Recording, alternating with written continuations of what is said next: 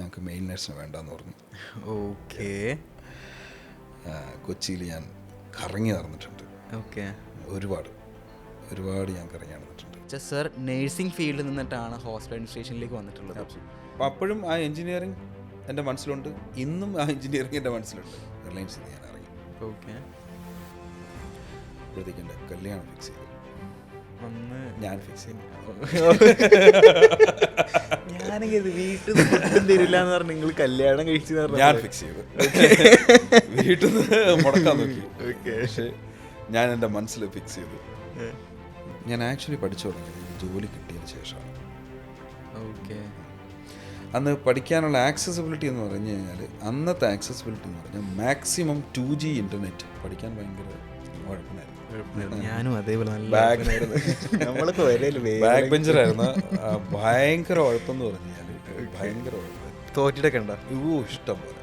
ഞാൻ 10th Christmas എക്സാമിനുണ്ടല്ലോ, ഞാൻ ഏകദേശം 12 സബ്ജക്റ്റിൽ ഞാൻ 9 സബ്ജക്റ്റിൽ തോറ്റു.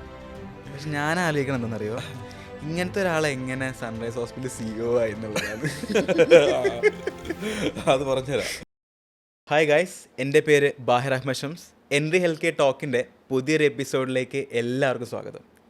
ഇന്ന് എൻ്റെ കൂടെയുള്ളത് വളരെ സ്പെഷ്യലായിട്ടൊരു വ്യക്തിയാണ്. നമ്മുടെ സൺറൈസ് ഹോസ്പിറ്റലിൻ്റെ CEO ആണ്. So let me invite Muhammad Safi to the show. Sir, welcome to the show. അപ്പോൾ സാറ് നമ്മൾ കുറേ കാലത്തിന് ശേഷമുള്ള കോൺടാക്റ്റ് ഉണ്ടായിരുന്നു സാറായിട്ട്. സോ ഒരു welcome to the show sir. Thank you very much. Thank you for you too. അപ്പോൾ എൻ്റെ ഒരു മെയിൻ ഒരു ഒബ്ജക്റ്റീവ് എന്താണെന്ന് വെച്ചാൽ, നമ്മുടെ സ്റ്റുഡൻസ് കുറേ പേര് ഡോക്ടർ ആയിട്ട് ഈ ഫീൽഡിലേക്ക് വരുന്നവരുണ്ട്, അതേപോലെ നേഴ്സ് വരുന്നുണ്ട്, അമ്മമാരുണ്ട്. അപ്പോൾ സാറിൻ്റെ ഒരു മെയിൻ ഇതെന്താണെന്ന് വെച്ചാൽ, സാർ നേഴ്സിംഗ് ഫീൽഡിൽ നിന്നിട്ടാണ് ഹോസ്പിറ്റൽ അഡ്മിനിസ്ട്രേഷനിലേക്ക് വന്നിട്ടുള്ളത്. സോ നമുക്കത് വരാം. അതിനു മുന്നേ സാർ എവിടെ ജനിച്ചു, സാറിൻ്റെ വീട്ട് എല്ലാ ഇതും എനിക്കൊന്ന് അറിയണം. ഓക്കെ. ഞാൻ ഒരു യങ്ങാണെന്ന് വെച്ച് കഴിഞ്ഞാൽ എനിക്കറിയില്ല. ഓക്കെ, 1985 പൂച്ചാക്കൽ എന്ന് പറഞ്ഞ സ്ഥലത്ത്, അതായത് അരൂരിൽ നിന്ന് നമ്മുടെ അകത്തേക്ക് കയറുമ്പോൾ പൂച്ചാക്കൽ എന്ന് പറഞ്ഞ ഒരു ഗ്രാമത്തിൽ ഒരു കൂട്ടുകുടുംബത്തിലാണ് ഞാൻ ജനിച്ചത്. കൂട്ടുകുടുംബം എന്ന് പറയാൻ ഒരുപാട് റീസൺ ഉണ്ട്. കാരണം എന്ന് വെച്ചാൽ ഞാൻ എൻ്റെ ബേസ്, എൻ്റെ ഫൗണ്ടേഷനായത് ആ കൂട്ടുകുടുംബത്തിൽ നിന്നാണ്. കാരണം അവിടെ എൻ്റെ ഉപ്പ ഉണ്ടായിരുന്നു, വല്യപ്പ ഉണ്ടായിരുന്നു, ഓക്കെ, വല്യമ്മ ഉണ്ടായിരുന്നു, എൻ്റെ വാപ്പ ഉണ്ടായിരുന്നു, എൻ്റെ ഉമ്മ ഉണ്ടായിരുന്നു, എൻ്റെ വാപ്പയുടെ അനിയന്മാരുണ്ടായിരുന്നു. Okay, it's a huge family. Okay. അപ്പം ഒരു കൂട്ടുകുടുംബമാകുമ്പോഴത്തേക്കും നമുക്ക് കുറേ പരിമിതികളുണ്ടാവും. ഓക്കെ, കുറേ ലിമിറ്റേഷൻസ് ഉണ്ടാവും, കുറേ കൺട്രോൾസ് ഉണ്ടാവും. ഓക്കെ, കോസ്റ്റ് എഫക്റ്റീവ് അല്ലെങ്കിൽ cost optimization, cost effective management, ഇതൊക്കെ ആക്ച്വലി പഠിക്കുന്ന അവിടെ നിന്നാണ്. ഓക്കെ. അപ്പം അതാണ് ആക്ച്വലി എൻ്റെ ഒരു ബേസ്. ദെൻ എൻ്റെ കുറച്ച് സമയം ഞാൻ കായംകുളത്തേക്ക് താമസം മാറി. കായംകുളത്ത് ഒരു 5th സ്റ്റാൻഡേർഡ് ആയപ്പോഴത്തേക്കും കായംകുളത്തേക്ക് താമസം മാറി. എൻ്റെ വാപ്പ അവിടെ ഒരു ബിസ്ക്കറ്റ് ഫാക്ടറിയിൽ പ്രൊഡക്ഷൻ മാനേജറായിട്ട് വർക്ക് ചെയ്യായിരുന്നു, കറ്റാനം എന്ന് പറയുന്ന സ്ഥലത്ത്. അപ്പം അങ്ങോട്ടേക്ക് ഞങ്ങളെല്ലാവരും കുടുംബമായിട്ട് താമസം മാറി. അപ്പോഴാണ് ഞാൻ ഈ കൂട്ടുകുടുംബത്തിൽ നിന്ന് ഡിറ്റാച്ച് ആകുന്നത്. ഓക്കെ. അപ്പോൾ അതിനുശേഷം it was A different version of life. Okay. അപ്പോൾ അങ്ങനെ അവിടെ കറ്റാനത്ത് പോപ്പേസ് എന്ന് പറയുന്ന സ്കൂളിലാണ് ഞാൻ പഠിച്ചത്. ഒരുപാട് സ്കൂളിൽ പഠിച്ചിട്ടുണ്ട്. ഓക്കെ. ആക്ച്വലി സ്റ്റാർട്ട് ചെയ്തത് ചേർത്തലൊരു പണിക്ക് വീട് എന്ന് പറയുന്ന സ്കൂളിലാണ്. ഓക്കെ. അതിനുശേഷം എൻ്റെ വീടിനടുത്ത് തന്നെ ഇപ്പോൾ CBSE വിടണമെന്ന് ഭയങ്കര ആഗ്രഹമായിരുന്നു വീട്ടിലെൻ്റെ വാപ്പയ്ക്കും അമ്മയ്ക്കൊക്കെ. അപ്പം എൻ്റെ നാട്ടിൽ നിന്ന് CBSE സ്കൂളിൽ പോയ ആദ്യത്തെ ഒരു വ്യക്തി ഞാനാണെന്ന് എനിക്ക് തോന്നുന്നു. ഓക്കെ. ഓക്കെ, ഞാനങ്ങനെ ഒരു വെൽ പഞ്ച്ഡായിട്ട് പറയുന്നില്ല, പക്ഷേ എനിക്കങ്ങനെ തോന്നുന്നു. കാരണം എൻ്റെ ഭാഗത്തുനിന്ന് ഞാൻ മാത്രമേ ഉണ്ടായിരുന്നുള്ളൂ. പിന്നെ ഉള്ളതെല്ലാം എൻ്റെ ജൂനിയേഴ്സായിരുന്നു. ഓക്കെ. ഇപ്പോൾ എൻ്റെ കൊച്ചാപ്പയുടെ മക്കളും കസിൻസും പിന്നെ അതിനടുത്തുള്ള വേറെ കുറച്ച് കുട്ടികളൊക്കെ ഉണ്ടായിരുന്നു. എന്തായാലും എൻ്റെ നാട്ടിൽ നിന്നൊരു 4 പേരോ 5 പേരോ ഉണ്ടായിരുന്നുള്ളൂ initially. Okay. Okay. So I used to walk almost 2 to 3 kilometers to climb the bus. കാരണം വീട്ടിലേക്കൊന്നും റോഡ് ഉണ്ടായിരുന്നില്ല. ഓക്കെ. അതൊരു ജംഗ്ഷൻ വരെ റോഡുള്ള, അത് കഴിഞ്ഞാൽ പിന്നെ ഒരു 2 പാടം, അതിൻ്റെ നടുക്കൂടെ ഒരു വഴിയും വരമ്പും ഒക്കെ ആയിരുന്നു. അപ്പോൾ ഞങ്ങളുടെ ഈ മണ്ണിങ്ങനെ കുഴഞ്ഞ മണ്ണാണ്.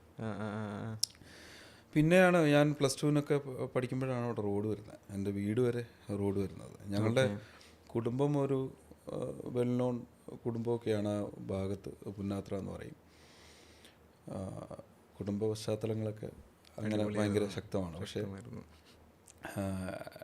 We have adjusted a lot.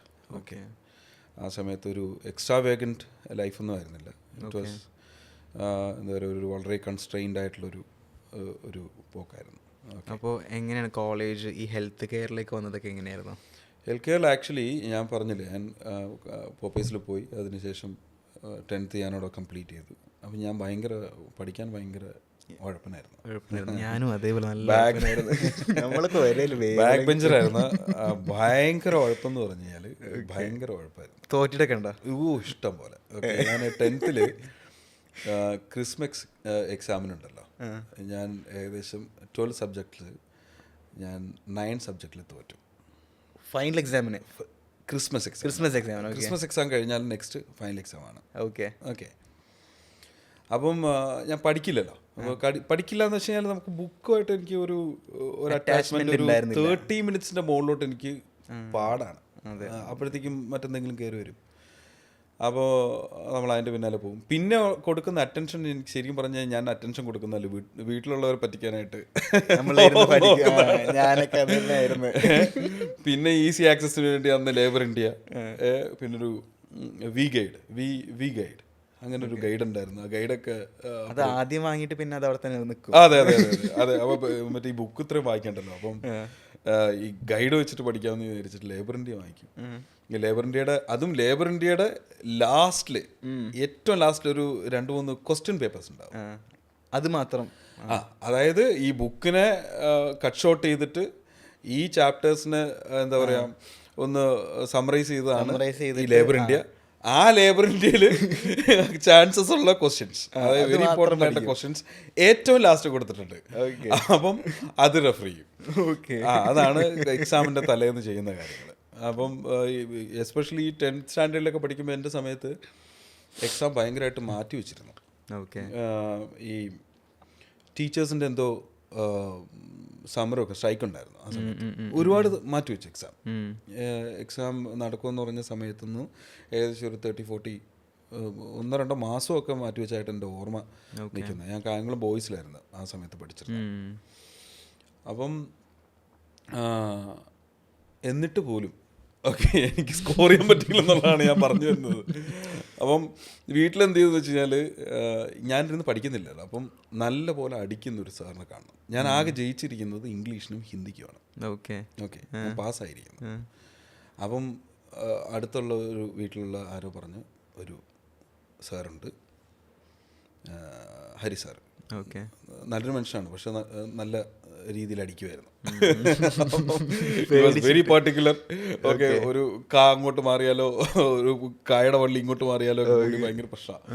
അപ്പം സാറിനെ വിളിച്ച് ഇതേപോലെ അടിക്കണം, അതാണ് ഫസ്റ്റ് ആൻഡ് ഫോർമോസ്റ്റ് പ്രയോറിറ്റി. അവൻ അടിച്ചാലേ മറ്റ് സബ്ജക്ട്സും പഠിക്കുള്ളൂ. അവന് പേടിയില്ല. അവന് പേടിയില്ല.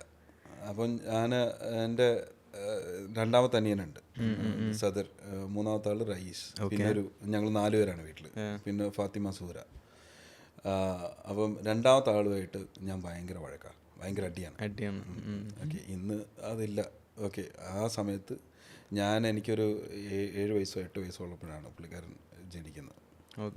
അപ്പം പുള്ളി വന്നപ്പോഴത്തേക്ക് എല്ലാവരും കോൺസെൻട്രേഷൻ പുള്ളിയിലേക്ക് മാറിയതുകൊണ്ട് യൂഷ്വലി ഉണ്ടാകുന്നൊരു ക്ലീഷേ സൈക്കോളജി. അപ്പം അങ്ങനെ ഉണ്ടായി. അപ്പം പുള്ളി ഞാനോട് ഭയങ്കര അടിയാണ്. അപ്പം എന്നെ ഹോസ്റ്റലിലൊക്കെ, എന്നെ ബോർഡിങ്ങിലേക്ക് മാറ്റാനൊക്കെ നോക്കി. അപ്പം ഞാൻ പറഞ്ഞു പറ്റില്ല എന്ന് പറഞ്ഞു.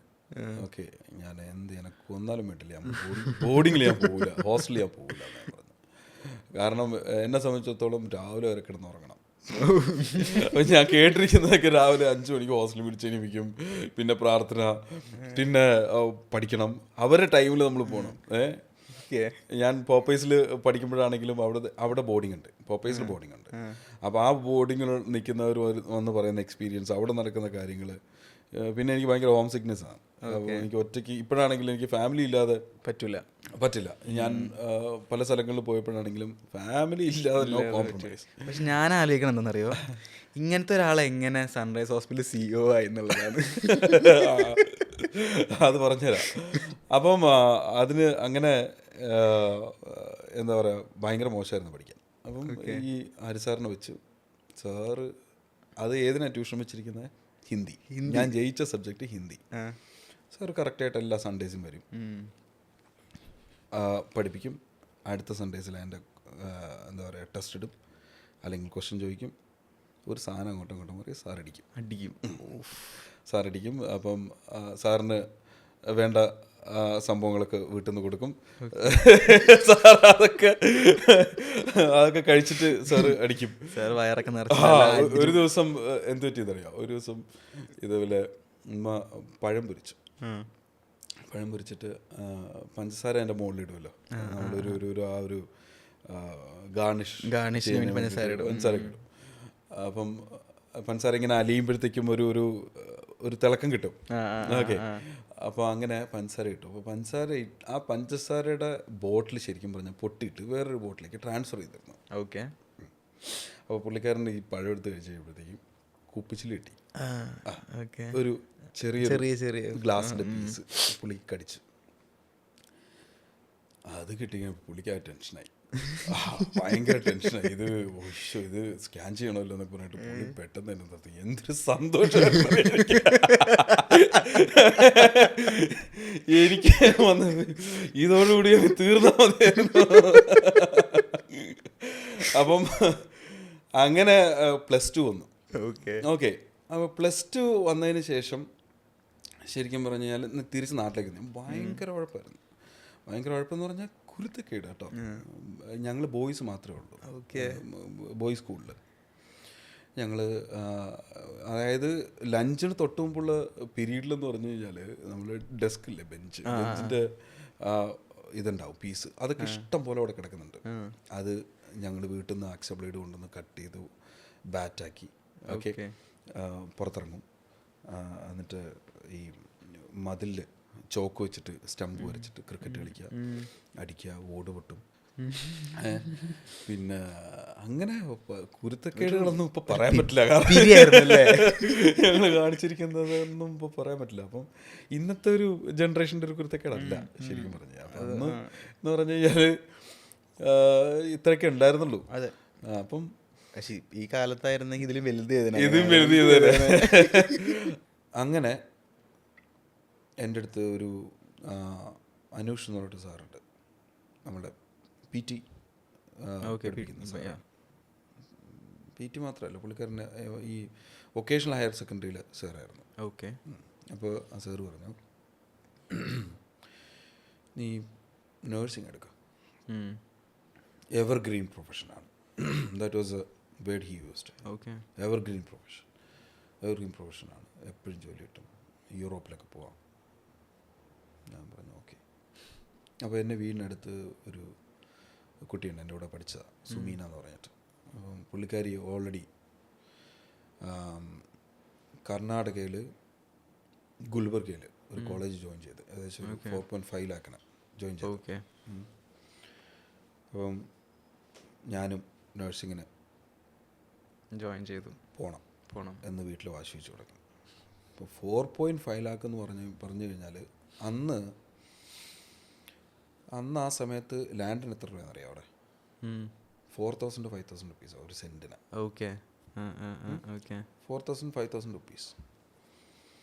കാരണം എന്താ വെച്ചാൽ ഞാൻ പറയാം, അതായത് 4.5 ലാഖ് ടോട്ടൽ പാക്കേജ്, അത് മെഡിക്കൽ കോളേജാണ്. ഓക്കെ, അപ്പം അത്രയൊന്നും മുടക്കാൻ നമുക്ക് പറ്റില്ല. അങ്ങനെ ഐ സ്റ്റാർട്ടഡ് ഹണ്ടിങ് ഫോർ, എന്താ പറയുക, അതിലും കുറച്ച് ഫീസിൽ ചെയ്യാൻ പറ്റുന്ന കോളേജസ് ഞാൻ ഹണ്ട് ചെയ്തു. അപ്പോൾ നേഴ്സിംഗ് തുടങ്ങി വന്നിട്ടേ ഉള്ളൂ. ഒരു 1-2-3 ബാച്ച് ആയിട്ടുള്ള എനിക്ക് തോന്നുന്നു. മെയിൽ നേഴ്സിംഗ് 2-3 ബാച്ച് ആയിട്ടുള്ള, അതിന് മുന്നേ ഫുൾ ഫീമെയിൽ. അതെ, മെയിൽ നേഴ്സിംഗ് വളരെ കുറവായിരുന്നു. ഇപ്പം എല്ലാം കറക്റ്റായിട്ട് ഉണ്ടല്ലോ അല്ലേ? അല്ല, ഞാൻ ചെയ്യാൻ പോകുന്ന കോളേജിൽ അങ്ങനെ. ഞാൻ കരുതിയ ഒരു പെർട്ടിക്കുലർ ഒരു ബാച്ച് ആയിട്ടുള്ളൂ. Okay we were the second batch. Okay fine fine fine fine. അപ്പം അങ്ങനെ എനിക്കൊരു കോളേജ് കിട്ടി. ഓക്കെ. അപ്പോൾ ഏകദേശം 2,40,000 അവർ ഫീസ് പറഞ്ഞു. അപ്പോൾ ഓൾമോസ്റ്റ് ഹാഫ് ഓഫ് നേരത്തെ 4 ലക്ഷമായിരുന്നു. 4 ലക്ഷമായിരുന്നു. അപ്പം വീട്ടിൽ പറഞ്ഞു, ഞാനുണ്ട്, എൻ്റെ വാപ്പയുണ്ട്, എൻ്റെ ഉപ്പയുണ്ട്, എക്സ്ക്യൂസ് മീ, ഉമ്മയുണ്ട്, എൻ്റെ വല്യമ്മയുണ്ട്. അപ്പോൾ വല്യമ്മ അവിടെ ഇങ്ങനെ ഇരിക്കുന്നുണ്ട്. അപ്പോൾ ഇതുപോലെ പറഞ്ഞു 2.5 ലക്ഷം രൂപ എങ്ങനെ കൊടുക്കാനാ? അപ്പോൾ ലോൺ എടുക്കണം, അപ്പം ലോൺ എടുക്കാനായിട്ട് ട്രൈ ചെയ്യണം. വല്യമ്മ പറഞ്ഞു എനിക്കൊരു 5 സെൻറ്റ് സ്ഥലം തരാൻ പറ്റും, അതിൻ്റെ മുകളിലോട്ട് ഇപ്പം എന്ത് ചെയ്യാൻ, എൻ്റെ അടുത്ത് പൈസ ഇല്ല. അപ്പോൾ സ്ഥലം കുറേ ഉണ്ട്. 5 സെൻറ്റ് സ്ഥലം എന്ന് പറഞ്ഞു കഴിഞ്ഞാൽ അന്ന് ഏകദേശം 30,000 റുപ്പീസ് മാക്സ്, 30,000 മാക്സ്. അത് പുള്ളിക്കാർ തരാം എന്ന് പറഞ്ഞു. അങ്ങനെ we have tried for loan എടുത്തപ്പോഴത്തേക്കും കോളേജിന് INC ഇല്ല, അങ്ങനെയുള്ള ഇഷ്യൂസൊക്കെ വന്നു. ഓക്കെ. അവസാനം നേഴ്സിങ്ങിന് ജോയിൻ ചെയ്തു. അപ്പം ഈ ഏജൻസ് ആണല്ലോ അന്ന് നമുക്ക് അഡ്മിഷൻ തരാം. ഈ ഏജൻസി അഡ്മിഷൻ ക്ലോസ് ചെയ്യാനായിട്ട് നമ്മുടെ വീട്ടിൽ പറയും. അപ്പം എല്ലാ മാസവും ചിലവുണ്ടാവുമല്ലോ. ഓക്കെ. അപ്പം എൻ്റെ ഏജൻറ്റ് അതുപോലെ എൻ്റെ പാരൻസിനെ കൺവിൻസ് ചെയ്യാൻ വേണ്ടിയിട്ട് പറഞ്ഞ് പുറത്ത് ഹോസ്റ്റലിലാണെന്നുണ്ടെങ്കിൽ ഏകദേശം മാസം 2,000 റുപ്പീസ് ആവും. പക്ഷേ ഇവർ പുറത്ത് വീട് താമസിക്കുന്ന ഒരു 800 റുപ്പീസ് ഉണ്ടെന്നുണ്ടെങ്കിൽ എല്ലാ പരിപാടിയും ഇവരെ കഴിയും. ഓക്കെ. അതായത് ഇവരുടെ food, accommodation and any kind of expenses. അപ്പോൾ ഇത് എൻ്റെ വാപ്പിക്ക് അന്ന് എന്തോ 2,500 3,000 എന്തോ സാലറി ഉള്ളൂ, അന്നത്തെ സാലറി. ഓക്കെ. ഞാൻ ആ സമയത്ത് സാലറി എത്ര ഉള്ളൂ? അപ്പം 3,500 ഈ ഒരു ബ്രാക്കറ്റിലാണ് സാലറി. എന്തായാലും 5,000 ബിലോ. ഓക്കെ. അപ്പോൾ അതിനകത്താണ് ഈ 800 പോകേണ്ടത്. വീട്ടിലെ ചിലവ് നടക്കണം. അപ്പോൾ അങ്ങനെ പോയി ഈ 800 എന്നുള്ള ഫിഗർ ഉണ്ടല്ലോ, ഇത് അവിടെ സെയിലായി. ഓക്കെ. എനിക്ക് അയച്ചു തരുന്ന 800 ആണ്. അത് കൂടുതൽ അയച്ചു കഴിഞ്ഞാൽ ഞാൻ ആ പൈസ വെച്ചിട്ട് ദൂർത്തടിക്കും. ഓക്കെ. ഇപ്പോൾ വീട്ടിൽ ഇരിക്കുന്ന ചില്ലറയൊക്കെ കൊണ്ടുപോയി ദൂർത്തടിക്കുന്ന ചെറിയ സ്വഭാവങ്ങളൊക്കെ എനിക്ക് 10ാം ക്ലാസ്സിലൊക്കെ ഉണ്ടായിരുന്നു. അപ്പം ഞാൻ എക്സ്ട്രാ വേഗൻ്റ് ആകും എന്ന് പറഞ്ഞിട്ട് ഇവർ ആ കറക്റ്റ് പൈസ തരുള്ളൂ. ഓക്കെ. പക്ഷെ എനിക്കിത് തയ്യില്ല. എനിക്ക് റൂം റെൻറ്റ് തന്നെ ഏകദേശം 500-600 ആവും. പിന്നെ ഒരു 500 അനദർ ഫുഡാവും. പിന്നെ ഈ കേസ് സ്റ്റഡീസും അതിന് പേപ്പർ സ്റ്റേഷനറി എക്സ്പെൻസ് തന്നെ വേറെ കുറച്ച് പൈസയാവും. പിന്നെ ഇടയ്ക്കിടയ്ക്ക് നാട്ടിൽ വരുമ്പോൾ നമ്മൾ എന്തെങ്കിലുമൊക്കെ വാങ്ങിച്ചിട്ട് വരും. അപ്പോൾ അങ്ങനെ പിന്നെ എവിടെയൊക്കെ പോകുമല്ലോ നമ്മൾ, ഇടയ്ക്ക് ഫ്രണ്ട്സായിട്ട് മൂവിക്ക് പോകും, അങ്ങനെയുള്ള കാര്യങ്ങളൊക്കെ. അങ്ങനെ അപ്പം നടക്കുന്നില്ല. അപ്പോൾ വീട്ടിലെനിക്ക് ചോദിക്കാനും പറ്റാത്ത അവസ്ഥയാണ്. നമുക്ക് ചോദിക്കാൻ പറ്റില്ല. കാരണം വെച്ചാൽ ഇതിക്കുള്ള അങ്ങനെ ചോദിക്കാം. ഈ വരുന്ന പൈസ മണി ഓർഡറിലാണ് വരുന്നത്. ഓക്കെ. അന്ന് ബാങ്ക് അക്കൗണ്ടൊക്കെ അത്ര ഫീസിബിൾ അല്ല, ഐ മീൻ ആക്സസിബിൾ അല്ല എന്ന് വേണം. പോവുക, പൈസ ഇടുക, വരിക, അതൊക്കെ ഒരു ടൈം ടേക്കിംഗ് പ്രോസസ്സാണ്. ഇന്നത്തെ പോലെ ജിപേ ചെയ്യാൻ പറ്റില്ല. പിന്നെ എൻ്റെ ഫ്രണ്ടിന് ഞാൻ ഒരു സെക്കൻഡ് ഇയർ കഴിഞ്ഞപ്പോൾ എൻ്റെ ഫ്രണ്ടിന് അക്കൗണ്ടായി, അവൻ്റെ അക്കൗണ്ടിലേക്ക് പൈസ ഇട്ട് തുടങ്ങി. അപ്പോൾ അങ്ങനെ നമുക്ക് എടുക്കാൻ പറ്റും. അപ്പോൾ ഇത് നമുക്ക് സമയത്ത് കിട്ടാനും പാടാണ്. ഓക്കെ. അപ്പം കാറ്ററിങ്ങിന് പോകാൻ തുടങ്ങി. അവിടെ ഈ ഗ്രാൻഡ് അശോക, ലേ മെറിഡിയൻ അതുപോലുള്ള സ്ഥലങ്ങൾ. അപ്പം രാവിലെ കോളേജിൽ പോവും, വൈകിട്ടൊരു 6:30 ആകുമ്പോഴത്തേക്കും ഞങ്ങൾ പോവും. പോയി കഴിഞ്ഞാൽ നെക്സ്റ്റ് ഡേ മോർണിംഗ് ഒരു 4:30 ആകുമ്പോഴത്തേക്കും അവർ ഡ്രോപ്പ് ചെയ്യും. നെക്സ്റ്റ് ഡേ വീണ്ടും ജോലിക്ക് പോകും. അപ്പോൾ അങ്ങനെ വിൽ ഗെറ്റ് അറൗണ്ട് 135 അങ്ങനെ എന്തോ ഒരു ചെറിയ എമൗണ്ട് കിട്ടും. 135 ആണ്, 170-175 അങ്ങനെ ആ ഒരു ബ്രാക്കറ്റിൽ എന്തോ പൈസ കിട്ടും. അപ്പം അങ്ങനെ ആയിരുന്നു നമ്മൾ അവിടെ ജീവിച്ചു പോയിക്കൊണ്ടിരുന്നത്. എന്ന് വെച്ചാൽ അങ്ങനെ പിന്നെ പിസ്സ ഹട്ടിൽ ജോയിൻ ചെയ്തു. പിസ്സ ഹട്ടിൽ ജോലി കിട്ടാന്ന് വെച്ച് കഴിഞ്ഞാൽ ഭയങ്കര പാടായിരുന്നു. ഓക്കെ. അന്ന് കേരളത്തിൽ ഫസ്റ്റ് വന്നു. മൾട്ടിനാഷണൽ കമ്പനിയാണ്. അതിൻ്റെ റിക്രൂട്ട്മെൻറ്റ് പ്രോസസ്സ് ആക്ച്വലി വേർബൽ. ആദ്യം റിട്ടൺ ആപ്റ്റിറ്റ്യൂഡ് ടെസ്റ്റ് ഉണ്ടാവും, പിന്നെ ടെക്നിക്കൽ ടെസ്റ്റ് ഉണ്ടാവും, പിന്നെ വേർബൽ ഇൻ്റർവ്യൂ. അത് 2 ലെവലിൽ അത്രയും സ്ക്രൂട്ടനൈസേഷൻ കഴിഞ്ഞിട്ടായിരുന്നു അന്ന് പിസ്സ ഹട്ടിൽ ജോലിക്ക് എടുക്കുന്നത്. ഓക്കെ. ഇവർ ഇൻഡക്ഷൻ തന്നെ 1 വീക്കായിരുന്നു, 5 days ആയിരുന്നു. 5 days ഇൻഡക്ഷൻ പ്രോഗ്രാം. അപ്പം അതൊക്കെ ഒരു എക്സ്പീരിയൻസ് ആയിരുന്നു ലൈഫിൽ. അപ്പോൾ അതൊക്കെ ഒരുപാട് ഇൻഫ്ലുവൻസ് ചെയ്തിട്ടുണ്ട്. അപ്പം ഈ എൻജിനീയറിംഗിൽ നിന്ന് നേഴ്സിംഗിലേക്ക് വരുമ്പം ആ ഒരു ട്രാൻസിഷൻ എനിക്ക് ഭയങ്കര ബുദ്ധിമുട്ടായിരുന്നു. ഓക്കെ. പക്ഷേ അപ്പോഴും ആ എൻജിനീയറിംഗ് എൻ്റെ മനസ്സിലുണ്ട്, ഇന്നും ആ എൻജിനീയറിംഗ് എൻ്റെ മനസ്സിലുണ്ട്. എനിക്ക് ആ മറ്റേ വെഹിക്കിളിനോടുള്ള ഒരു ഇഷ്ടവും ഓട്ടോമൊബൈൽ എൻജിനീയർ ആകണമെന്നായിരുന്നു എൻ്റെ ആഗ്രഹം. ഇന്ന് ഞാൻ ആയിരുന്നെങ്കിൽ ഒരു കാർ ഡിസൈൻ ചെയ്തേനെ. പക്ഷേ ഫ്യൂച്ചറിൽ നമുക്ക് ഇനിയും അതെ. അപ്പം ഇന്നും ആ ഒരു പെയിൻ എൻ്റെ മനസ്സിലുണ്ട്, എനിക്ക് ആകാൻ പറ്റിയില്ലല്ലോ. പക്ഷേ പാഷൻ. പക്ഷെ വേറെ കാര്യമുണ്ട്. ഞാൻ നേഴ്സിംഗ് കഴിഞ്ഞ് നേഴ്സിംഗ് പാസ്സായി. ഫസ്റ്റ് എൻ്റെ ക്ലാസ്സിൽ ഫസ്റ്റ് ഞാൻ ട്യൂട്ടറായിട്ട്, അതായത് ഒരു കോളേജിൽ ട്യൂട്ടറായിട്ട് ഫസ്റ്റ് ജോലി കിട്ടുന്നത് എനിക്കാണ്. ഫസ്റ്റ് ജോലി കിട്ടുന്നത് എൻ്റെ ക്ലാസ്സിൽ ഫസ്റ്റ് ജോലി കിട്ടുന്നത് എനിക്കാണ്. ഫസ്റ്റ് ഞാൻ ബീദറിലേക്ക് പോവാണ് ജോലി, ഒരു കോളേജിലെ ട്യൂട്ടറായിട്ട്. ബാക്കി എല്ലാവരും അതിന് ശേഷമാണ് പിന്നെ എംപ്ലോയിഡ് ആയത്. പക്ഷെ ഫസ്റ്റ് എനിക്കാണ് ജോലി കിട്ടുന്നത്. അവിടുത്തെ റിസൾട്ട് ആക്ച്വലി അൺപ്രഡിക്റ്റബിൾ ആണ്. നമ്മളിപ്പം എഴുതുന്നതനുസരിച്ചല്ല നമ്മുടെ റിസൾട്ട് വരിക. അത് എന്താണെന്നറിയില്ല കേട്ടോ. RGHSൽ അങ്ങനെയായിരുന്നു. ചിലർ പറയും എനിക്ക് നല്ല എക്സ്പെക്റ്റേഷൻ ഉണ്ട്, അപ്പോൾ അവർ ചിലപ്പോൾ ആ സബ്ജക്റ്റ് പോകും. അങ്ങനെയൊക്കെ അങ്ങനെ ഇത് നമ്മുടെ ഒക്കെ പേഴ്സ്പെക്റ്റീവാണിത്. ഓക്കെ. അപ്പം ഇത് എത്രത്തോളം ശരിയാണെന്ന് നമുക്കറിയില്ല. ഇത് നമുക്ക് ചിലർ ഭയങ്കര കോൺഫിഡൻ്റ് ആയിട്ടാണ് പറയും. അപ്പം അങ്ങനെ ഞാനും വളരെ കോൺഫിഡൻ്റ് ആയിരുന്നു. ഓക്കെ, ഒരു 6 subject out of 8 subject 6 subject എങ്കിലും കിട്ടും എന്ന് ഞാൻ ഭയങ്കര കോൺഫിഡൻ്റ് ആയിരുന്നു. കിട്ടിയില്ല. അങ്ങനെ 6 ബാക്കായി. അതിനുശേഷം കോഴ്സ് കഴിഞ്ഞു, ഫസ്റ്റ് ട്യൂട്ടറായിട്ട് എംപ്ലോയ്ഡായി. നാട്ടിൽ വന്നു, ജോലിക്ക് ശ്രമിച്ചു, പല ഹോസ്പിറ്റലിലും പോയി. ഞങ്ങൾക്ക് മെയിൽ നഴ്സിന് വേണ്ടെന്ന് പറഞ്ഞു. കൊച്ചിയിൽ ഞാൻ കറങ്ങി നടന്നിട്ടുണ്ട്. ഒരുപാട് ഞാൻ കറങ്ങി നടന്നിട്ടുണ്ട്. ഏതായിരുന്നു വർഷം? 2008. അന്നുണ്ടായിരുന്ന ഹോസ്പിറ്റൽസ് എല്ലാം കയറി ഇറങ്ങിയിട്ടുണ്ട്. But rejected in the sense reject ചെയ്യുന്നത് ഇൻ്റർവ്യൂ എടുക്കുമ്പോഴാണല്ലോ. ഇൻ്റർവ്യൂ എടുക്കാതെ തന്നെ മെയിൽ നഴ്സിനൊക്കെ വേണ്ട. എൻ്റെ ഒരു ചോദ്യം ചോദിക്കട്ടെ, അന്ന് സൺറൈസ് ഉണ്ടായിരുന്നോ? അന്ന് 2000 അന്ന് സൺറൈസ് ഉണ്ടായിരുന്നു. പക്ഷേ ഞാൻ സൺറൈസിൽ അന്ന് വന്നിട്ടില്ല. എന്തുകൊണ്ടാണെന്ന് എനിക്കറിയില്ല. കാരണം അന്ന് നമ്മളുടെ മനസ്സിൽ ഫസ്റ്റ് വരുന്ന ഹോസ്പിറ്റൽ എന്ന് പറയുന്നത് മെഡിക്കൽ ട്രസ്റ്റ്. സൺറൈസ് എനിക്ക് 2005 എസ്റ്റാബ്ലിഷ് ചെയ്തത്. അന്ന് സൺറൈസ് ഈ ഒരു ഹ്യൂജ് സ്ട്രക്ചറിലേക്ക് വന്നിട്ടില്ല.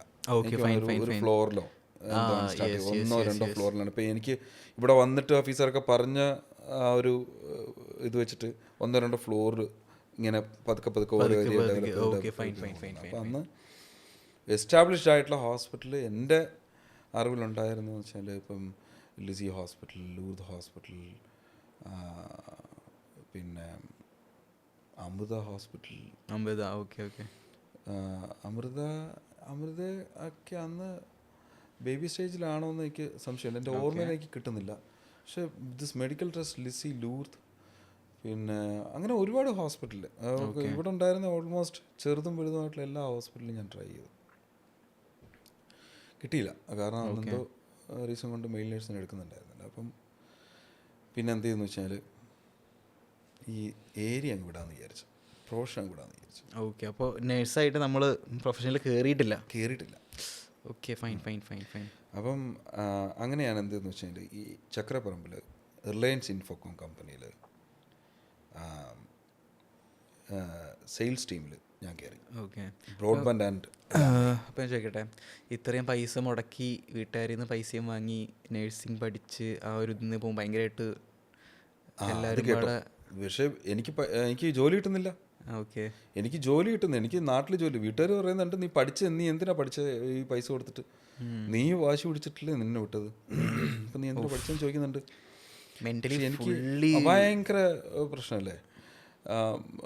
എന്താ പറയുക, ജോലി എനിക്ക് കിട്ടുന്നില്ല, എനിക്ക് ജോലി വേണം, നമുക്ക് ഇത് ജോലി കിട്ടി, ലോണെല്ലാം തിരിച്ച് റീപേ ചെയ്യണം, വീട്ടിലേക്ക് പൈസ കൊടുക്കും, ഇതൊക്കെ ഭയങ്കര ഒരു ആഗ്രഹമായിരുന്നു. എല്ലാവരുടെയും ആഗ്രഹമാണ് ഒരു. അപ്പം അതൊന്നും നടക്കുന്നില്ല. അപ്പം ഇതുപോലെ ചക്രപ്പറമ്പ് ആ ഹോസ്പിറ്റൽ റിലയൻസ് ഇൻഫോകോമിൽ ജോയിൻ ചെയ്തു. എത്രയായിരുന്നു വയസ്സ്? എത്രയായിരുന്നു? 22. ഓക്കെ. 22. യാ, 2008 22. അപ്പം അവിടെ റിലയൻസിൽ ജോയിൻ ചെയ്തു, സെയിൽസ് ടീമിൽ. അപ്പോൾ നമുക്ക് ഒരു 5,000 6,000 എന്താ ബേസിക്, പിന്നെ ഇൻസെൻറ്റീവാണ്. ഓക്കെ ഓക്കെ, മനസ്സിലായി. സെയിൽ കൊണ്ടുവന്നതനുസരിച്ച് ഇൻസെൻറ്റീവ്. അപ്പം അന്ന് അവിടെ ഒരു CEO ഉണ്ട്. ഓക്കെ, CEO അല്ലെന്നുണ്ടെങ്കിൽ നമ്മുടെ ആ ബ്രാഞ്ചിൻ്റെ ആ ടെറിട്ടറിയുടെ ഹെഡ് ശ്രീകാന്ത് നായർ, ഇപ്പോൾ ഏഷ്യാനെറ്റിലുണ്ട്. ഞാൻ ഈ അടുത്ത് വിളിച്ചിരുന്നു. ഭയങ്കര ആയിട്ട് ഇൻഫ്ലുവൻസ് ചെയ്ത മനുഷ്യനാണ്. ഓക്കെ. സാറ് വഴക്കൊക്കെ പറയും, സെയിൽസ് ആണല്ലോ. സെയിൽസ് എന്തായാലും ടാർജറ്റ്സ് ഒക്കെ ഉണ്ടാവും. അത് ഞാനിങ്ങനെ ആരാധനയോടെ കേട്ടിരുന്നിട്ടുണ്ട്. ഓക്കെ, അത് ആദ്യമായിട്ട് ഒരാൾ എന്നോട് പറയാ. അപ്പം ഇങ്ങനെ അത് കേൾക്കാൻ വരെ ഭയങ്കര രസമാണ്. ചീത്ത പറയണത് കേൾക്കാൻ വരെ ഭയങ്കര രസമാണ് സാർ. ഒരു ഓറ ഫീൽ ചെയ്യുന്നു. സാർ വരുമ്പോൾ ഒരു 6 feet ഹൈറ്റ് ഒക്കെ ഉണ്ട്. ഓക്കെ, ഭയങ്കര ജന്മനാണ്, മനസ്സിലായി. അപ്പം അങ്ങനെ അവിടെ സെയിൽസ് ടീമിൽ ജോയിൻ ചെയ്തു. ഈ എറണാകുളം, നമ്മുടെ കറുകപ്പള്ളി, ചക്കരപ്പറമ്പ്, പിന്നെ പനമ്പള്ളി നഗറിൽ അവിടെ ഒരു പാർക്കിലേക്ക് ഇരുന്നായിരുന്നു ഞങ്ങൾ ഭക്ഷണം കഴിക്കുക. ഓക്കെ. ഇപ്പോൾ ആ പാർക്കൊന്നുമില്ല, അവിടെയൊക്കെ ബിൽഡിങ്ങുകളായി. ഓക്കെ. മമ്മൂക്കയുടെ വീട്ടിൽ ഞാൻ പോയിട്ടുണ്ട്. മറ്റേ ബ്രോഡ്ബാൻഡ് വേണമെന്ന് ചോദിച്ചിട്ട്. ഓക്കെ. അപ്പോൾ മമ്മൂക്കയുടെ വൈഫ് എന്നിട്ട് പറഞ്ഞ് 3G ഉണ്ടോ എന്ന് ചോദിച്ചു. ഞാൻ പറഞ്ഞു ഇല്ല, 3G ഇല്ല. Okay, we are looking for 3G. അന്ന് 3G ആണ്. അന്ന് 3G ഇല്ല, ഇൻട്രൊഡ്യൂസ് ആവുന്നേ ഉള്ളൂ. Okay, fine. ഇന്ന് ഇത്ര Mbps സ്പീഡ് എന്നാ പറയുക. മമ്മൂക്കനെ കണ്ടില്ല. ഓക്കെ. പിന്നെ അതിൻ്റെ ഓപ്പോസിറ്റ് മറ്റേ കുഞ്ചൻ്റെ വീടുണ്ടായിരുന്നു. ഓക്കെ. അവിടെയൊക്കെ കണക്ഷൻ കൊടുത്തിട്ടുണ്ട്. അപ്പം അങ്ങനെ നടന്നാ പോവുക. കുറച്ച് പേർക്ക് ബൈക്കുണ്ട്, എൻ്റെ കസിനുണ്ട്, അവന് ബൈക്കുണ്ട്, ഞാൻ നടന്നാ പോവുക. ബസ്സിൽ ഇറങ്ങിയിട്ട് എവിടെ നിന്ന് ഇറങ്ങിയിട്ട് ഈ വെയിലത്ത് നമ്മളിങ്ങനെ നടക്കും ഈ എറണാകുളത്തൂടെ. അപ്പം അങ്ങനെ കുറേ നടന്ന് എനിക്ക് സെയിൽ ക്ലോസ് ചെയ്യാൻ പറ്റുന്നില്ല. അപ്പോൾ ഞാൻ ഈ ശ്രീകാന്ത് നായർ നമ്മുടെ ഹെഡിൻ്റെ അടുത്ത് നിന്ന് ചോദിച്ചു, എനിക്കതുപോലെ സെയിൽ ക്ലോസ് ചെയ്യാൻ പറ്റുന്നില്ല. ഓക്കെ. എനിക്കുള്ള കസ്റ്റമേഴ്സ് എല്ലാം പോകാമാണ്, പലർക്കും വേണം, പക്ഷേ ഇത് എനിക്ക് ക്ലോസ് ചെയ്യാൻ അറിയില്ല എന്ന് പറഞ്ഞു. ഓക്കെ. അപ്പോൾ പറഞ്ഞു, നീ ഒരു സെയിൽ ക്ലോസ് ചെയ്യുന്ന ഒരു ചലഞ്ചായിട്ട് കാണും. ഓക്കെ. അവർ നിന്നെ എൻ്റർടൈൻ ചെയ്യുന്നുണ്ടെങ്കിൽ അവർ നീഡിയാണ്, അവർക്കത് വേണം. ഓക്കെ, ആ പോയിന്റിൽ നിന്ന് നീ അത് ക്ലോസ് ചെയ്യുന്ന ഒരു ചലഞ്ചായിട്ട് കാണാൻ പറഞ്ഞു. ഓക്കെ, മനസ്സിലായി. ഓക്കെ, പിന്നെ കുറച്ച് ടിപ്സൊക്കെ പുള്ളി പറഞ്ഞു തന്നു. ഞാൻ എന്തായാലും ഒരു 6 months അവിടെ വർക്ക് ചെയ്ത് ഞാൻ ഒരു പ്രാവശ്യം 52 സെയിൽ അടിച്ചിട്ട് എറണാകുളം ടോപ്പറായി. ഇപ്പം എൻ്റെ ടീം ലീഡറുണ്ട്, ഒരു Sooraj. Okay. Is also in telecom now. Okay, അപ്പം പുള്ളിക്കാരൻ കൂടെ ഹെൽപ്പ് ചെയ്ത് എനിക്ക് കുറച്ച് കൂടുതൽ സെയിലൊക്കെ കിട്ടി. എറണാകുളം ടോപ്പറായി ജൂനിയേഴ്സിൽ, ന്യൂ ജോയിനേഴ്സിൽ.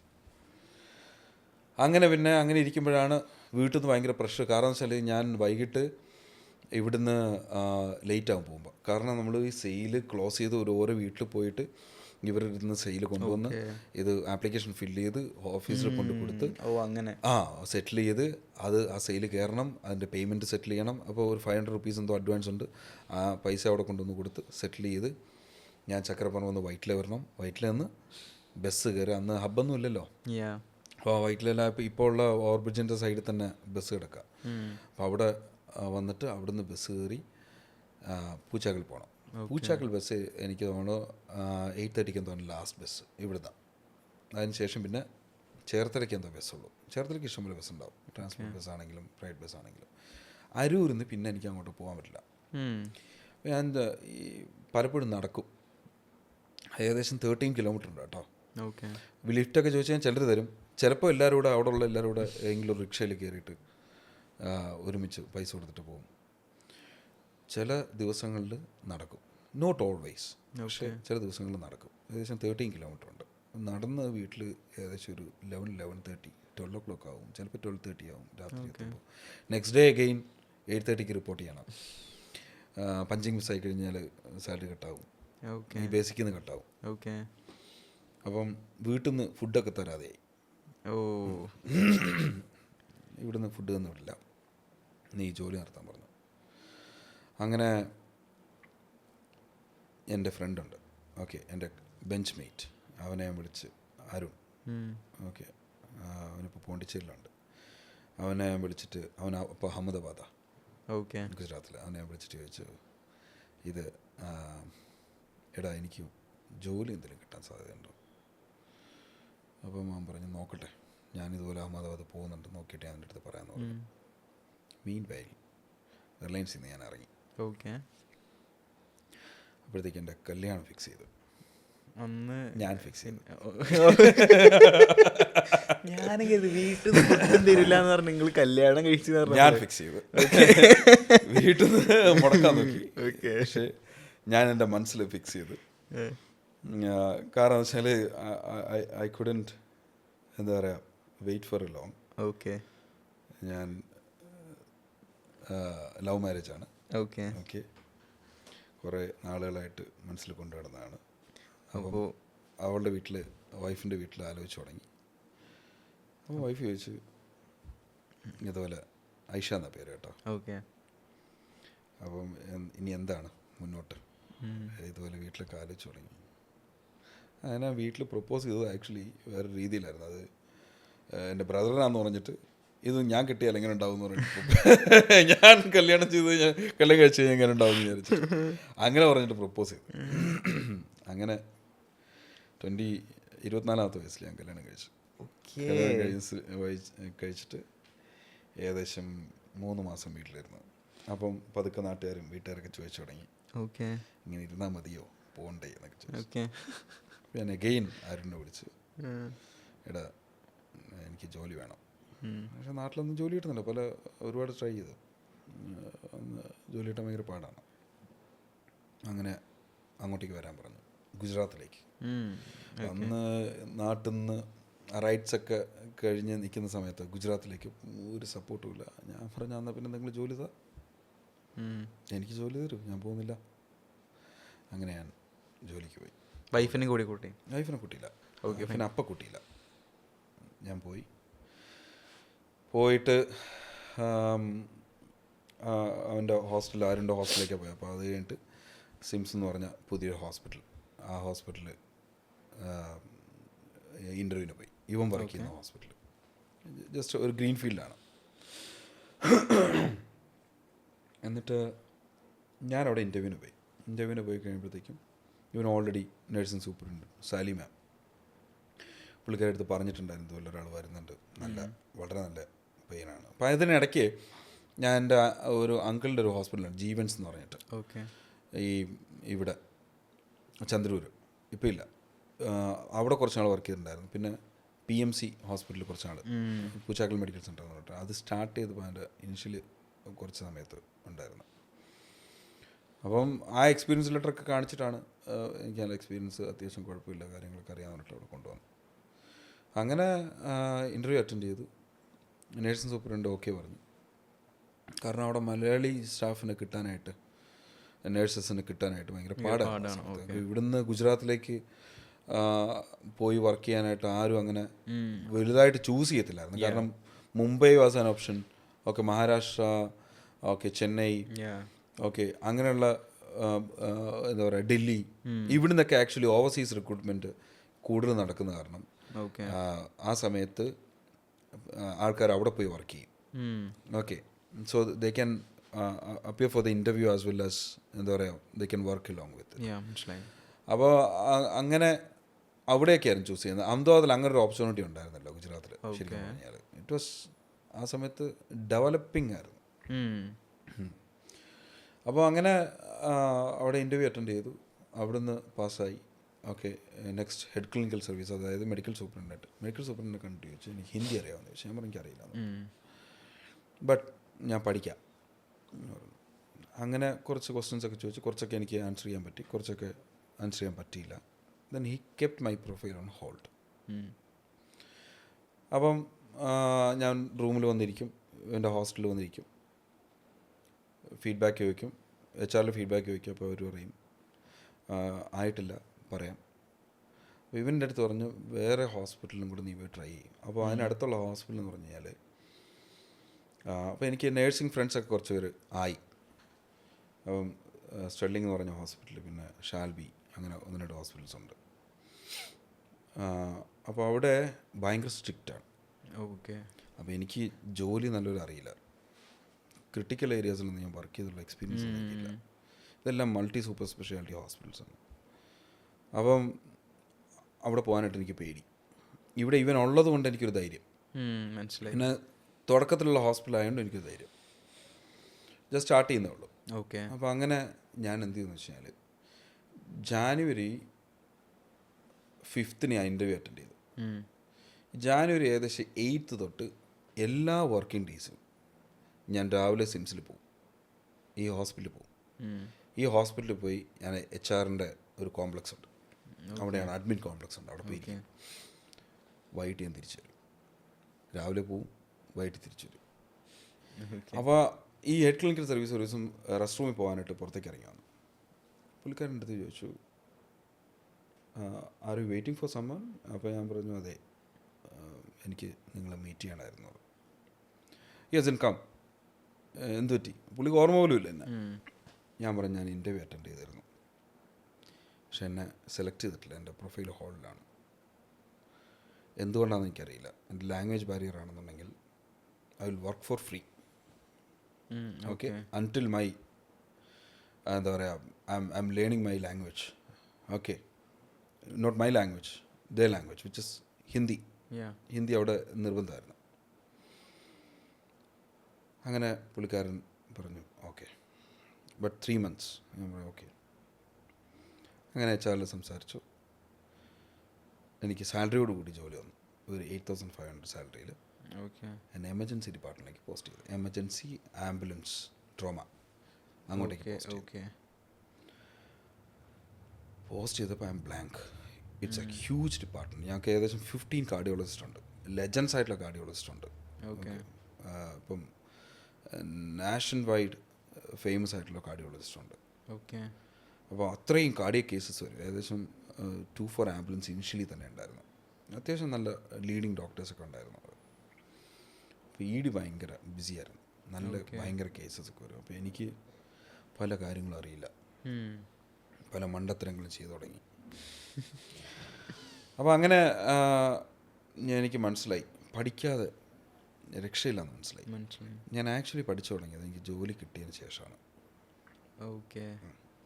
അന്ന് പഠിക്കാനുള്ള ആക്സസിബിലിറ്റി എന്ന് പറഞ്ഞു കഴിഞ്ഞാൽ, അന്നത്തെ ആക്സസിബിലിറ്റി എന്ന് പറഞ്ഞാൽ മാക്സിമം 2G ഇൻ്റർനെറ്റ്, നമ്മുടെ എഡ്ജ് ഇല്ലേ, അത് 2Gക്ക് മുമ്പുള്ളതെന്ന് തോന്നുന്നല്ലേ, 2G മുന്നേ. ഈ ഇൻ്റർനെറ്റും സെർച്ച് ചെയ്യാൻ കൊടുത്തു കഴിഞ്ഞാൽ ഏകദേശം we should actually wait for a long, okay, to get the materials whatever we have search for. അപ്പം അതും പിന്നെ അത് മാത്രമേ ഉള്ളൂ എനിക്ക് പഠിക്കാൻ ഉള്ളൂ. നമുക്ക് ആരും ഒന്നും പറഞ്ഞു തരില്ല. ഓക്കെ. ഇപ്പോൾ എൻ്റെ കൂടെ വർക്ക് ചെയ്തിരിക്കുന്ന മെജോറിറ്റി ആൾക്കാർ ഇത് ഈ എന്താ പറയുക, വർക്ക് ചെയ്ത് ഇപ്പോൾ ഈവൻ ഒരു കമ്പൗണ്ടർ ആണെങ്കിൽ പോലും ഇങ്ങനെ വർക്ക് ചെയ്ത് അവൻ പല കാര്യങ്ങളും ചെയ്യും അന്നത്തെ സമയത്ത്. ഇപ്പം എൻ്റെ ഉപ്പയുടെ യൂറിൻ കത്തീറ്ററൊക്കെ റിമൂവ് ചെയ്യാൻ വരുന്ന ഒരു കമ്പൗണ്ടറായിരുന്നു. അപ്പം പുള്ളിക്കാരൻ അവിടെ ഇങ്ങനെ ഒരു ഹോസ്പിറ്റലിൽ ഇങ്ങനെ പ്രാക്ടീസ് പുള്ളി ഇങ്ങനെ ആദ്യം സിറിഞ്ച് എടുത്ത് കൊടുക്കും, പിന്നെ അത് അന്നൊക്കെ ഈ സ്റ്റെറിലൈസറിൽ വെച്ച് ചൂടാക്കി കൊടുക്കും, പിന്നെ ഒന്ന് ഡ്രിപ്പ് ഒന്ന് സ്റ്റോപ്പ് ചെയ്യും.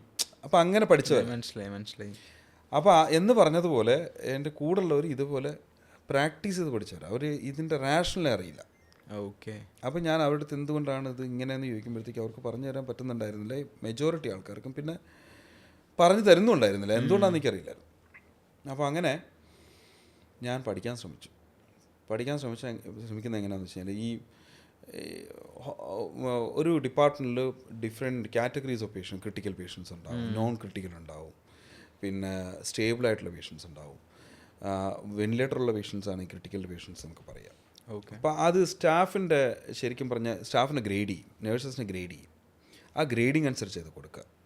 അപ്പം ഈ ശരിക്കും പറഞ്ഞു കഴിഞ്ഞാൽ ഞാൻ അങ്ങനെ ഉള്ള പേഷ്യൻസിനെ നോക്കുന്ന നേഴ്സസിനെ ഞാൻ മാറി നിന്നിട്ട് ഒബ്സർവ് ചെയ്യും.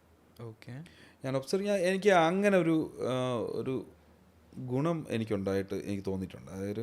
അതായത് ഒബ്സർവ് ചെയ്തതിന് ശേഷം പെട്ടെന്ന് ഞാനത് ക്യാപ്ചർ ചെയ്ത് അതുപോലെ തന്നെ ട്രൈ ചെയ്ത് നോക്കി എവിടെയെങ്കിലും. അപ്പം അങ്ങനെ ഞാനത് വളരെ ഫെമിലിയറായിട്ട് അപ്പോൾ അവരുടെ അടുത്ത് ഞാൻ ചോദിക്കും, ഞാൻ സെക്ഷൻ ചെയ്യാൻ സമയമായില്ല, സെക്ഷൻ ചെയ്യട്ടെ. അപ്പം വളരെ ഫെമിലിയറായിട്ട് ഞാൻ പോയി ചെയ്യും. അപ്പോൾ ഇവർക്ക് മനസ്സിലാകത്തില്ല, എനിക്ക് എന്താ അറിയില്ല എന്നുള്ളത് മനസ്സിലാകത്തില്ല, എന്തൊക്കെയോ അറിയാമെന്നുള്ളത് മനസ്സിലാവും.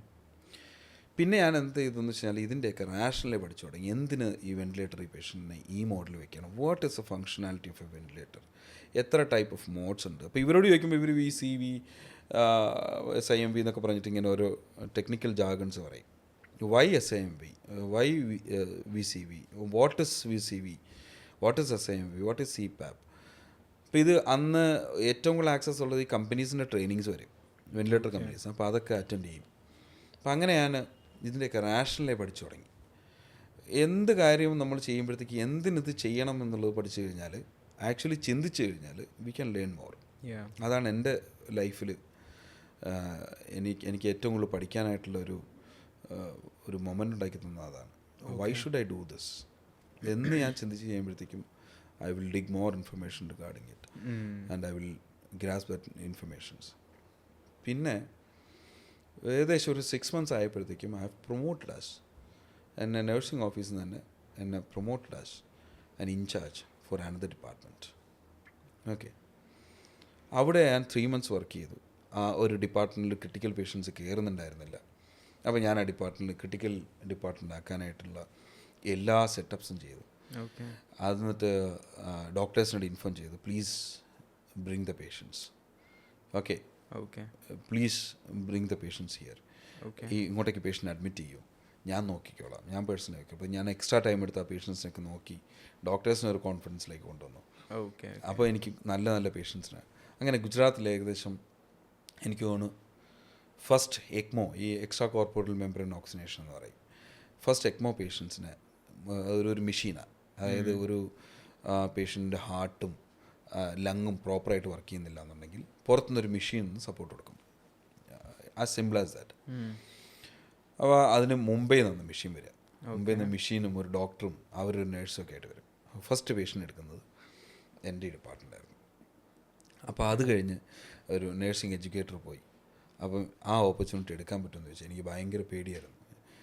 ഇത്രയും പഠിക്കാൻ മോശമായിട്ടുള്ള ഒരാൾ ഞാൻ എങ്ങനെ എൻ്റെ ഞാൻ വർക്ക് ചെയ്യുന്നൊരു ഇത് വെച്ചിട്ടാണ് ഇവരെന്നെ ജഡ്ജ് ചെയ്യുന്നത്.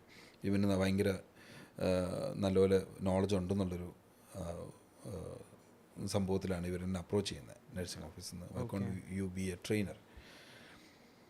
ഞാൻ അങ്ങനെ പറഞ്ഞു, എനിക്ക് ആക്ച്വലി ഞാൻ കാര്യം ശരിയാണ്, BSc നഴ്സിംഗ് ഒക്കെ കഴിഞ്ഞാണെങ്കിലും ഇപ്പം പ്രാക്ടിക്കലി ഞാൻ ചെയ്യുന്നതല്ല, theoretically I am not that sound to take that position. അപ്പോൾ വി വിൽ സപ്പോർട്ട് ചെയ്യും. അങ്ങനെ ഞാൻ നഴ്സിംഗ് എഡ്യൂക്കേറ്ററായി. എന്തോ ഒരു ധൈര്യത്തിൽ ഞാൻ ഓപ്പർച്യൂണിറ്റി ഏറ്റെടുത്ത്. ഫസ്റ്റ് റിഫ്രഷ് വീക്ക് എന്ന് പറഞ്ഞിട്ട് ട്രെയിനിങ് ഉണ്ട് നമുക്ക് എല്ലാ 3 months നടക്കുന്നത്. അപ്പം അതിൽ നമ്മുടെ എൻ്റെ നേരത്തെ ഉണ്ടായിരുന്ന ഇൻചാർജസും എൻ്റെ കൂടെ വർക്ക് ചെയ്തവരൊക്കെ എൻ്റെ ഫ്രണ്ടിൽ വന്നിരിക്കുകയാണ്. First session was unforgettable Bahir. Okay. ഇത്ര പേര് അവിടെ വന്നിരിക്കാൻ അവർക്ക് സെഷൻ എടുക്കണം. ഞാൻ ശരിക്കും പറഞ്ഞാൽ വിറക്കിയാണ്. എത്ര ഓഡിയൻസ് ഉണ്ടായിരുന്നു? ഓഡിയൻസ് അത് ഓൾമോസ്റ്റ് ഫുള്ളായിരിക്കും. കാരണം ഹോസ്പിറ്റലിൽ എല്ലാ സ്റ്റാഫിനും ഉള്ള റിഫ്രഷർ ട്രെയിനിങ് ആണ്. അപ്പം 120 സീറ്റ്സാണ് ഓഡിറ്റോറിയത്തിലുള്ളത്. ഈ ഓൾമോസ്റ്റ് 100 തന്നെ ഫുള്ളായിരിക്കും. എല്ലാ ഡിപ്പാർട്ട്മെൻറ്റിൽ സ്റ്റാഫ് ഉണ്ടാവും. അപ്പോൾ ഈ റിഫ്രഷർ ട്രെയിനിങ് എന്ന് പറഞ്ഞാൽ ബേസിക് നോളജസ് അല്ലെങ്കിൽ പോളിസീസ് നമ്മൾ ഇവരെ റിഫ്രഷ് ചെയ്തുകൊണ്ടിരിക്കും എവറി 3 months. അപ്പോൾ അത് ഷെഡ്യൂൾ ചെയ്ത് നടക്കുന്നൊരു സെഷനാണ്. അപ്പം ഞാൻ ജോയിൻ ചെയ്ത് 1 weekന് ശേഷം ഈ സെഷനാണ്. അപ്പോൾ അത് എൻ്റെ നഴ്സിംഗ് ഓഫീസിലുള്ള നഴ്സിംഗ് സൂപ്രണ്ടിനെ എടുത്തോളാം എന്ന് പറഞ്ഞിട്ട് ഇരിക്കുമ്പോഴാണ് പുള്ളിക്കാർ പറഞ്ഞ് അത് നീ തന്നെ എടുക്കാൻ പറഞ്ഞ്. പുള്ളിക്കാർ പറഞ്ഞു തരാമെന്ന് പറഞ്ഞു. പക്ഷേ ആക്ച്വലി എനിക്കൊന്നും പറഞ്ഞു തന്നില്ല. അങ്ങനെ എന്താ പറയുക, ഈ സെഷൻ കഴിഞ്ഞപ്പോഴത്തേക്ക് എനിക്ക് മനസ്സിലായി ഇങ്ങനെ പോയിട്ട് കാര്യമില്ല.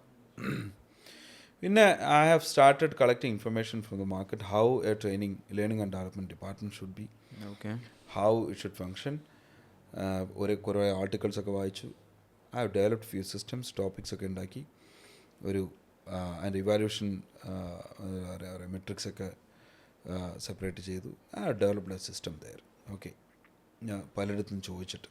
ഓക്കെ, അപ്പോൾ അങ്ങനെ I could develop ഒരു ideal learning and development department for clinical education there in that hospital. And my leaders very impressed. Okay, എനിക്കൊരു CEO ഉണ്ടായിരുന്നു, ഡോക്ടർ അശ്വിനി ബെൻസൽ. പിന്നെ I was reporting to doctor Hardik Shah. Yes. അപ്പോൾ അങ്ങനെ അവരുടെ ലീഡർഷിപ്പിൽ ഞാൻ ഒരുപാട് പ്രൊഫൈൽസ് ഹാൻഡിൽ ചെയ്ത്. എനിക്ക് കിട്ടിയെന്ന് വെച്ചാൽ എൻ്റെ അവിടുത്തെ സിംസ് ഹോസ്പിറ്റലിൻ്റെ ചെയർമാൻ എന്ന് പറയുന്നത് ഡോക്ടർ കെയൂർ പരീഖ്. എന്താ പറയുക ഭയങ്കര ഫാസ്റ്റസ്റ്റ് കാർഡിയോളജിസ്റ്റ്. ആൻജിയോഗ്രാം 7 സെക്കൻഡ് കൊണ്ട് കത്തീഡ്രൽ നടത്തും. ഓക്കെ. ആൻജിയോഗ്രാം ഫിനിഷ് ചെയ്യും. റെക്കോർഡൊക്കെ ഉണ്ട്. ഭയങ്കര വിഷണറിയാണ്. അങ്ങനെ ഇരിക്കുമ്പം Harvard university, Cleveland clinic, okay, universal hospital, അങ്ങനെ ഹോസ്പിറ്റൽസൊക്കെ വിസിറ്റ് ചെയ്യും. എന്നിട്ട് മീറ്റിംഗ് വിളിച്ചിട്ട് വന്ന് പറഞ്ഞുതരും, ഞാൻ ഒബ്സർവ് ചെയ്ത ഈ കാര്യങ്ങളൊക്കെയാണ്, ഇതൊക്കെ ഇവിടെ ഇംപ്ലിമെൻറ്റ് ചെയ്യാൻ പറ്റുമെന്നുള്ളത് നോക്ക്. We have to grow fast. Okay. എന്തായാലും ഞാൻ ഒരു 6.5 years ആ ഒരു ഹോസ്പിറ്റലിൽ തന്നെ വർക്ക് ചെയ്തു. I have handled around 5 profiles. Nurse, okay, incharge. പിന്നെ I was taking care of learning and development. പിന്നെ ഏരിയ നഴ്സിംഗ് ലീഡ്, പിന്നെ infection control, manager training and development, management resource control. Okay, അങ്ങനെ കുറേ പ്രൊഫൈൽസ് ഞാനിവിടെ handle ചെയ്ത്. Okay. ഈ സമയം കൊണ്ട് ഹോസ്പിറ്റലും വളർന്നുകൊണ്ടിരിക്കുകയാണ്. ഹോസ്പിറ്റൽ 200 ബെഡിൽ സ്റ്റാർട്ട് ചെയ്ത്, ഓങ്കോളജി സ്റ്റാർട്ട് ചെയ്ത്. ഓക്കെ, അതിനുശേഷം അടുത്ത ഒരു 350 ബെഡ് ആഡ് ചെയ്തു. ഇതൊക്കെ ഞാൻ ഈ സമയത്ത് കണ്ടുകൊണ്ടിരിക്കുക. ഭയങ്കര സ്പീഡായിരുന്നു എൻ്റെ വളർച്ച. JC എടുത്തു, NABH 2 പ്രാവശ്യം വന്നു പോയി. അപ്പോൾ അങ്ങനെ ഇതിനകത്ത് കിട്ടുന്ന എക്സ്പോഷർ ഒന്നും ഭയങ്കര ഫാസ്റ്റായിട്ട് ഈ 6.5 years ഇത്രയും സംഭവങ്ങൾ നടന്നു. ഒരു ഹോസ്പിറ്റൽ സ്റ്റാർട്ട് ചെയ്ത്, ആ ഹോസ്പിറ്റലിൽ ബെഡ് എക്സ്പാൻഡ് ചെയ്ത്, അതായത് ഡബിളാക്കി, ബെഡിൻ്റെ കപ്പാസിറ്റി ഡബിളാക്കി. ഓക്കെ, മിഷനറീസ് കൂടുതൽ വാങ്ങിച്ചു. ഓക്കെ, ആഡ് ചെയ്തു. ഓക്കെ. രണ്ട് കാത്തലാബാക്കി, അത് 3ാമത്തെ കാത്തലാബാക്കി ആഡ് ചെയ്തു. ഓക്കെ, പിന്നെ ഒരു ദിവസം 6 cardiac surgeries minimum. Okay, transplant start ചെയ്തു. പിന്നെ JC കിട്ടി. ഓക്കെ, അക്രിഡിറ്റേഷൻസ് എല്ലാം തന്നെ കിട്ടി, DNP ലൈസൻസ് കിട്ടി. അപ്പോൾ ഇത് ഇത്രയും ഈ ഒരു 6.5 years ഞാൻ ഇതിലെല്ലാത്തിലും കൂടെ കടന്നുപോയി. ഓക്കെ, അപ്പോൾ that was actually university in my life, my professional life. ഞാൻ അന്ന് അവിടെ പഠിച്ചതൊന്നും ഇന്നും ഔട്ട്ഡേറ്റഡ് അല്ല.